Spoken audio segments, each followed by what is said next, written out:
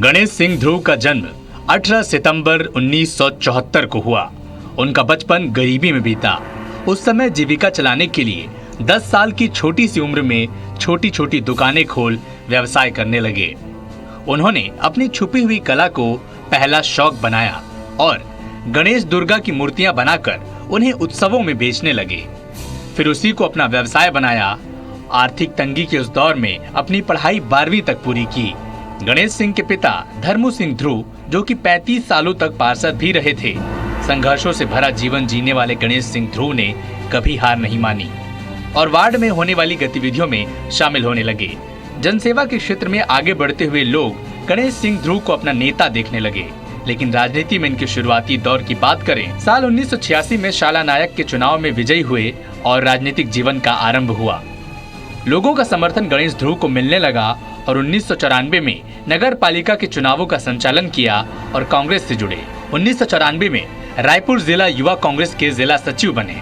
फिर राजनीति में कभी पीछे मुड़कर नहीं देखा। 1998-99 में नगर पालिका में पार्षद का चुनाव जीत कर आए और 1999 से लगातार 2013 तक 3 बार पार्षद रहे। 1997 में आदिवासी विकास परिषद का जिला संयोजक बनाया गया। 2017 में प्रदेश कांग्रेस कमेटी में प्रदेश सचिव बने और जब कांग्रेस की सरकार छत्तीसगढ़ में बनी, तब गणेश सिंह ध्रुव के जनसेवा और पार्टी के प्रति निष्ठा भावना का सम्मान करते हुए सीएम भूपेश बघेल ने उन्हें निगम मंडल में स्थान देते हुए छत्तीसगढ़ राज्य शासन के अनुसूचित जनजाति आयोग के सदस्य के रूप में मौका दिया। हमारे भाई गणेश ध्रुव जी, जो कि भाटापारा विधानसभा क्षेत्र के एक उभरते नेता और बहुत इनके कार्यकाल में जब नगर पालिका उपाध्यक्ष भी रहे ये, और राजनीतिक जीवन का बहुत अच्छा रहा है। भाटापारा में सभी समाज सभी वर्गों में इनकी अच्छी पैठ है। हम तो बचपन से इनको जान रहे हैं और आदरणीय दाऊ जी को हम दिल से साधुवाद धन्यवाद देते हैं, जिनको अभी इतने बड़े पद में बैठाया, जो कि हमारा क्षेत्र का गौरव है। हमारे भाटापारा विधानसभा क्षेत्र के लिए बहुत गौरव की बात है। ये बलौदाबाजार जिला से निकले हमारे बड़े भैया आदरणीय गणेश ध्रुव जिला प्रदेश के मुखिया आदरणीय भूपेश बघेल जी है बहुत बड़ी जिम्मेदारी दे है। अनुसूचित जनजाति आयोग के जो सदस्य बनाए हैं, हम बहुत ही बलौदाबाजार जिला के पूरा आदिवासी समाज बहुत गौरवान्वित हन और आने वाला भविष्य हम चाहतन कि हमारे बड़े भैया गणेश ध्रुव ला जिम्मेदारी पूर्वक जो निर्वहन करत है ला और अच्छा मुकाम मिले, हम यही आशा विश्वास करत हन। हमारे मुखिया जी भूपेश बघेल, माननीय मोहन मरकाम जी, माननीय अमरजीत भगत जी, हमारे छत्तीसगढ़ आयोग के जनजाति सदस्य गणेश भैया ला बहुत बड़े जिम्मेदारी दिए, उसके लिए मैं बहुत बहुत आभार व्यक्त करता हूं। जय छत्तीसगढ़। वही सामाजिक दृष्टिकोण से आदिवासी समाज के उत्थान के लिए लगातार काम किया, जिसके चलते 2010 से 2021 तक आदिवासी समाज के मां मावली महासभा के संयोजक के रूप में भी काम किया।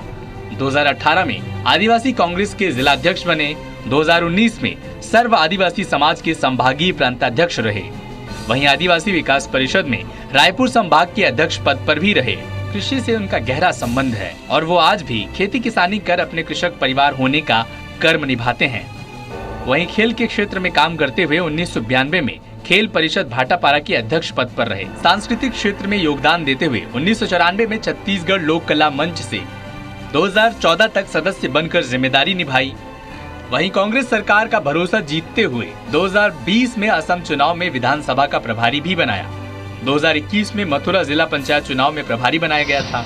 चाहूँगा कि इसी प्रकार ये प्रगति करके एक अच्छे स्थान को प्राप्त करे और आदिवासी समाज में पढ़े लिखे और ऐसे अच्छे नौजवान की बहुत ज़रूरत है, जो समाज को भी प्रदेश को भी एक अच्छी दिशा दिखा सके। मैं इनके उज्जवल भविष्य की कामना करता हूँ। मैं चाहूँगा कि गणेश ध्रुव जहाँ भी रहे बहुत अच्छा नाम कमाए और अपने पीछे अपनी एक छाप छोड़े, जो लोग उदाहरण बने। नीचे स्तर से आज समाज का प्रमुख बनकर आज पूरे हमारे छत्तीसगढ़ में हमारे आदिवासी समाज और हमारे पिछड़े समाज और यहाँ के हमारे छत्तीसगढ़ी समाज के लिए, जहाँ भी हमारे छत्तीसगढ़ वासी के लिए जो शोषण होते हैं उसका आवाज़ को खुलकर उठाते हैं और हम हमारे क्षेत्र में हम उसको विधायक बनकर देखना चाहते हैं।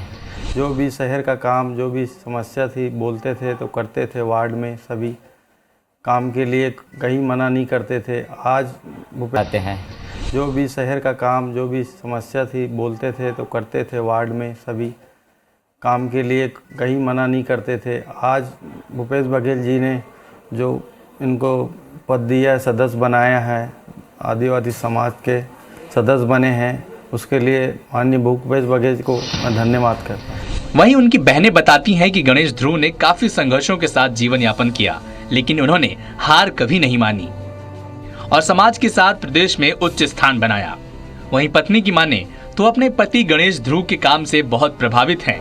उन्होंने न सिर्फ परिवार को संभाला, बल्कि उन्हें भी शादी के बाद पढ़ाने के लिए मोटिवेट किया, शिक्षा पर ध्यान दिया, चुनावी मैदान में भी उतारा। वहीं महिलाओं के संगठन खोलने के लिए प्रोत्साहित भी किया। उनके बारे में ये कहा जाता है कि सामाजिक, धार्मिक, सांस्कृतिक कार्यक्रमों के साथ वो एक पारिवारिक व्यक्ति भी हैं, जो अपने परिवार की जिम्मेदारी भी बखूबी निभाते हैं।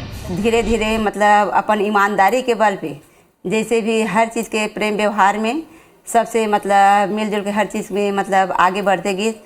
हर वार्ड से भी सहमत हुई से, सब जगह से सहमति मिलत गई से, और धीरे धीरे करके वो अपन आगे बढ़ी से हर सबके साथ में दुख सुख में मतलब वह साथ देते। ऐसे वार्ड से भी है, कोई भी जैसे शहर में कहीं भी जात है वहाँ से होकर हर चीज़ के ओला सहमति भी मिली से। सन 2002 में मेरी शादी हुई है श्री गणेश सिंह ध्रुव जी से। उस समय वो वार्ड के पार्षद थे, 2.5 साल उनका कार्यकाल हो चुका था। उसी समय से मैं उनको देखते आ रही हूँ कि जो लोगों के प्रति उनका जो प्रभाव है, लोगों से मिलते हैं, उनकी सहयोग करते हैं। उनको कई समस्या लेकर वार्ड के लोग मेरे समक्ष आते थे, कभी राशन कार्ड के लिए, कभी निराश्रित के लिए, कभी विकलांगता प्रमाण पत्र, मतलब ऐसी कई समस्याएं हैं। और उनको मैं देखकर बहुत कुछ सीखी हूँ कि एक ज़मीनी स्तर वाला जो व्यक्ति है वो किस प्रकार से काम करता है। लोगों के घर में जाकर उनकी समस्याओं को पूछते थे। ये मैं बहुत प्रभावित हूँ उनसे। सिर्फ BA प्रीवियस ही करी थी, उसके बाद शादी के बाद मैं पूरी पढ़ाई यहाँ अपने पूरा शिक्षा मैं यहाँ अपने ससुराल में करी हूँ। पूरा MA डबल MA करी यहाँ मैं। तो जिस प्रकार आप लोगों ने सूर्यवंश पिक्चर देखा है, अमिताभ बच्चन जिस प्रकार से अपनी पत्नी को आगे बढ़ाते हैं, कलेक्टर बनाते हैं, तो वही पद जैसे मुझे लगता है कि कलेक्टर बन गई हूँ, ऐसा लगता है, क्योंकि वार्ड के लोग इतना मान सम्मान उन्हीं के पीछे मुझे दे रहे हैं।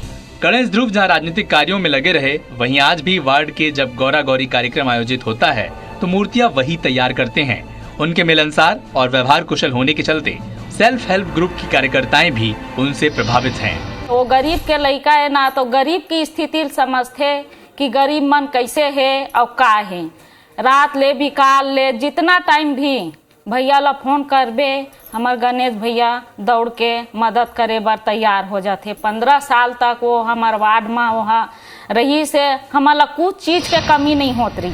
हमर ना भैया के बारे में बोला था कि गणेश वनेश बैठते, दुर्गा उर्गा बैठते ना, सहमति देते भैया है। और कुछ चीज़ के ऐसे होते ना तो में भी सहमति देते भैया है। और वह बहुत अच्छा पार्षद भी रही से, और अभी जो बने हैं ओकरो बहुत बहुत धन्यवाद। गणेश चाचा जी को तो मैं मतलब जब से यहाँ शादियों के आई हूँ तब से उनको अच्छे से जानती हूँ। जहाँ तक उनको मैं जान पाई हूँ, मतलब हमारे वार्ड के लिए हमेशा सुख दुख हमेशा खड़े रहते हैं वो, और वार्ड वासियों के लिए हमेशा मतलब अच्छा कार्य किए हैं। हमेशा उनके मतलब सुख दुख में हमेशा आगे आकर मतलब उन्होंने योगदान दिया है। उनके इसी समर्पण और जन कल्याण कार्यों को देखते हुए वो आज जन जन के लोकप्रिय नेता बन चुके हैं। गंगा की गोद में और लहरों की मौज में जल जंगल जमीन के सही हकदार आदिवासी समाज के प्रमुख आज हमारे अचीवर्स के रूप में हमारे साथ हैं। आइए उनसे मुलाकात करते हैं, जो हैं गणेश सिंह ध्रुव जी। गणेश सिंह ध्रुव जी, आपका बहुत बहुत हार्दिक अभिनंदन है आज के इस कार्यक्रम में।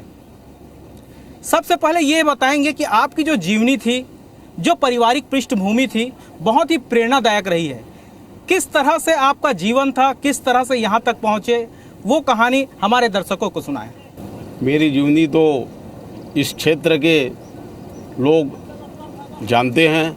मैं एक ही बहुत गरीब परिवार से राजनीतिक शुरुआत चालू किया हूँ, और मेरी जीवन में जो राजनीतिक शुरुआत जो चालू है वो मेरे पिताजी से हुई है, जो कि मेरे पिताजी राजनीतिक में नया पारा वार्ड से लगातार उन्हीं के पद चिन्ह पे मैं उनके आगे उनकी जो बताए रास्ते हैं मैं उनसे निरंतर लगातार वार्ड वासियों का सेवा करते आया हूँ, और आज मैं उस स्थान में अपने पिताजी के आशीर्वाद से आज उस स्थान में हूँ। देखिए, ज़िंदगी में शिक्षा का बड़ा महत्व होता है।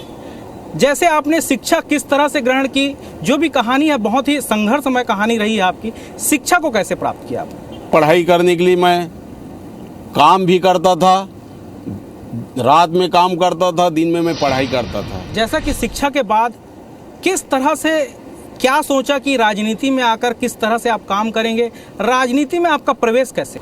वो वार्डवासी मुझे हमेशा प्रेरित करें कि नहीं भाई कि आपको चुनाव लड़ना है, पार्षद का चुनाव लड़ना है। हम जानते हैं आपके बारे में कि आप अगर पार्षद चुन के आएंगे तो हम सब के बीच में हमारे लिए बहुत ऐसे काम कर सकते हो।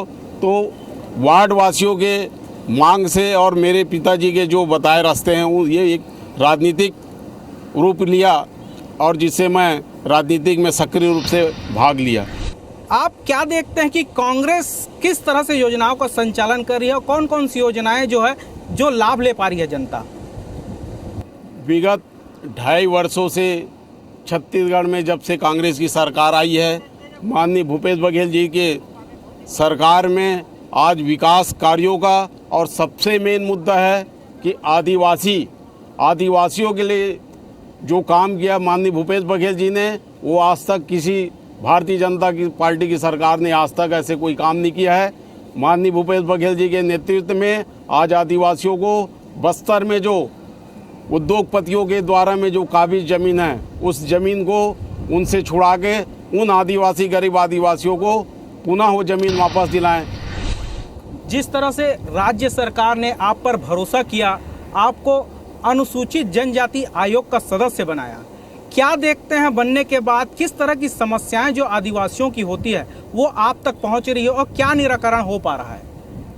मैं जब से और हमारी टीम आयोग की जब से गठन हुई है और हम लोग जब से पदभार ग्रहण किए हैं, तो निश्चित रूप से आप लोगों को पेपर के माध्यम से या न्यूज़ के माध्यम से आपको दिखता होगा कि हमने अपने बहुत ही कम सीमित समय में ऐसे बहुत बड़ी काम किए हैं। जो आदिवासी भाई इतने वर्षों से न्याय के लिए भटक रहे थे, उनको हम न्याय दिला रहे हैं। और उन क्षेत्रों में जहाँ पे आदिवासी लोग निवास करते हैं, उनकी ज़मीन जहाँ हड़प ली हैं दूसरे वर्ग के लोग, या बहुत सारी ऐसी उनके वो समस्या है, उन समस्याओं को निराकरण तुरंत हम लोग उस क्षेत्र में जाकर कर रहे हैं। अगर आदिवासियों की बात करें तो जब भी छत्तीसगढ़ की पहचान की बात आती है तो सर्वप्रथम आदिवासी जाति ही है जो यहाँ की परंपरा और सभ्यता का निर्वहन करती है।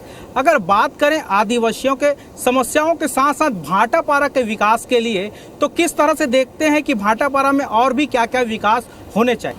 निश्चित रूप से जब हम नगर पालिका में उपाध्यक्ष के रूप में थे तो भाटापारा में ऐसे बहुत सी योजना का लाभ भाटापारा नगर पालिका में हमने दिया। भूपेश बघेल जी ने इस बात का स्वत कर चुके हैं कि आने वाला समय में जिले के रूप में भाटापारा दिखेगा। यही सबसे बड़ी उपलब्धि होगी भाटापारा के लिए। बहुत बहुत धन्यवाद करता हूं गणेश सिंह ध्रुव जी का, जिन्होंने आज हमारे कार्यक्रम में हमसे चर्चा की। गणेश सिंह ध्रुव जी का एक और शख्सियत है जन सेवक के रूप में, जिनके कारण आज वो लोगों को जीत रहे हैं, लोगों के दिलों को जीत रहे हैं। आज के अचीवर्स में इतना ही। अब फिर से अगले अचीवर्स के साथ मिलेंगे, तब तक आप बने रहिए IBC 24 के साथ। तब तक के लिए मुझे इजाज़त दीजिए। कोमल शर्मा, IBC 24, भाटापारा।